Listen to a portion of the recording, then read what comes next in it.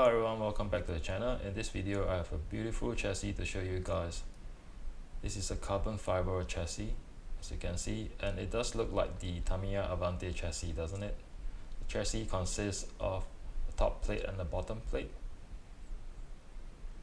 and at the front you could see it has metal shocks which look great. It has the gold and black metal upright and knuckles. It's 4-wheel drive, and at the rear you'll see this big carbon fiber shock tower. It's really beefy,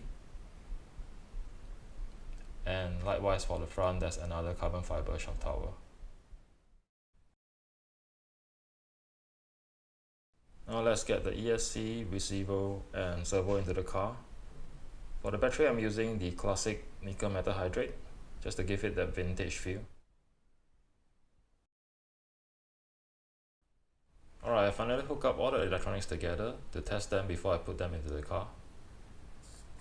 Steering works okay, and the throttle works fine as well.